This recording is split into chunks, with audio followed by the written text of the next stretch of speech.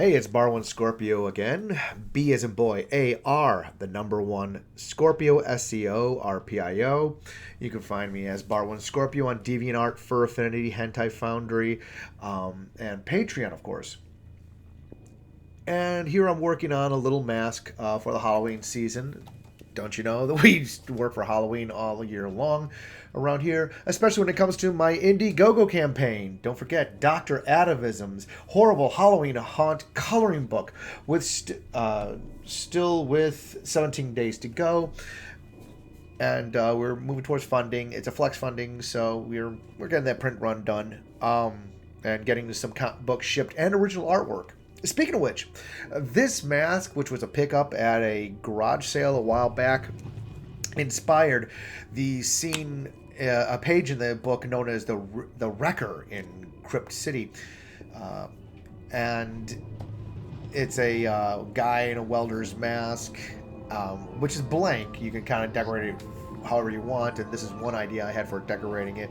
And he's standing on hood of an old truck with some dead bodies inside, and it's kind of inspired by the deer in the headlights scare. If you're ever walking through a haunted attraction and you see a vehicle front, odds are those high beams are going to hit you and there's going to be a loud honk, and sometimes the car is going to be moving out of a space. The front end of that car is going to be moving out of space towards you guys. It's all completely safe, but it's always a good move. It's always a good scare, having this big huge vehicle front rush at a person.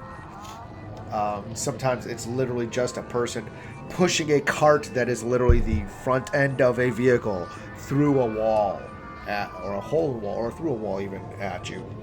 Sometimes it's a stationary vehicle that just triggers its effects when you walk in front of a sensor of some sort. So I decided to break out I decided I would go with this version of a mask, and I'm probably going to pick up a few others depending on what I can find at various garage sales or whatnot. Get the stuff cheap. I'll be making like maybe skull versions of this mask, but here was flames. I decided, hey, let's go with some fluorescent flames, and when you see these things hit with a black light, it really gets interesting. And then, of course, if you're wearing something like the 3D glasses, the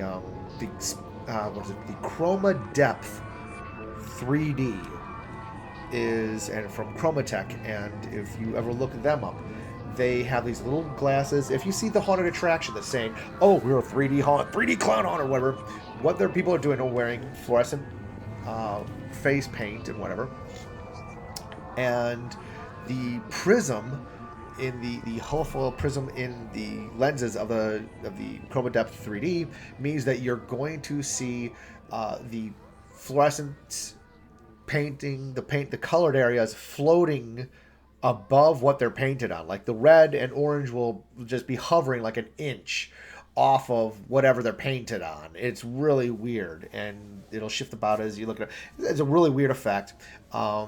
And it goes through layers in the spectrum: red, orange, yellow, green, blue. And so you have all those colors that you can play with.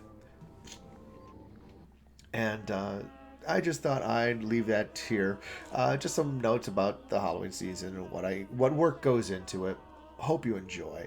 I think I'm going to cut out the lights in the video soon, and you'll be able to see what it looks like when it's hit with the black. I eventually move the black light on top of this thing for like the last bit of it as I'm painting and adding layers to make sure. And this is because I wanted to make sure that it would be strong enough to visually in both under and without the black lights.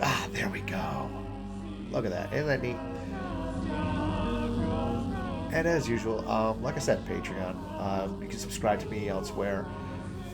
I'm on minds.com, and I'll be posting a whole bunch of artwork soon as I get finished on more Halloween projects, because I've got the Hollow Waifu card deck coming out. I've got the initial drawings for that done. I just needed to start scanning and coloring in these playing cards ideas. That'll be really cute, pinup girly stuff.